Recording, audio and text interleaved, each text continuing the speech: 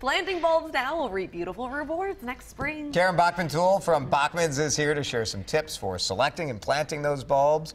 It's the time when my garden looks like it's done. You start feeling like, I guess it's over. The wonderful thing about gardening is there's always something to look forward to. So today we're talking about fall bulbs for spring blooms. It's actually an ideal time temperature-wise and soil temperature-wise to plant these bulbs. You can still dig, right? You can still dig in. Awesome. Yes, exactly. And there's so much energy in these bulbs that takes the winter to build up that energy so they bloom in the spring. And so some of the very first bloomers that you'll see are crocus and daffodils, and you can buy those as single bulbs or in packages. And it's best when you're planting bulbs to think in mass. So what you want to do is plant, a variety of colors, similar colors, in a grouping, either in a container or in, a small grouping in the ground. Yes. Would you put like the daffodils like first, or would you just kind of intersperse them?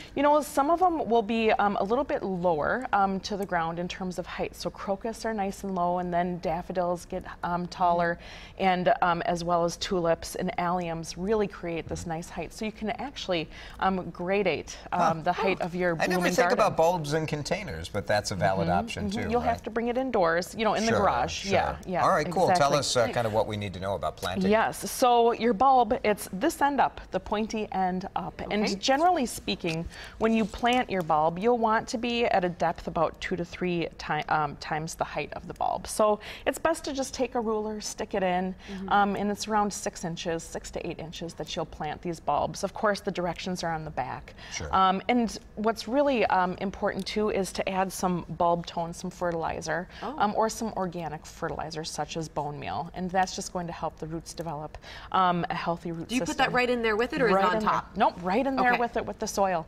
And then of course water, and then you can eagerly await spring. Yeah, right. Just hope that you can skip through winter. That'd be nice. And that is part of the cool thing of these, right? That they're hardy enough that the soil, no matter how cold the soil gets, that's right. And it's actually the growth process. So this is a really wonderful activity to do with kids too, because it teaches them something just like this can grow into something so beautiful, and it has the energy to do that. And it also teaches them patience too. Yeah, that's definitely true. It does take some patience. This is kind of cool. You just kind of help you with the planting? Yes. So of course there's tools to make it easier. Knee pads, and then these tools, you can just put this right in the soil and drop your bulb right in there, and it releases the soil. So it makes it a little bit easier and more efficient. Nice. Well, you can find this stuff everywhere. Karen would appreciate if you could have a pocket. That's true. Very good.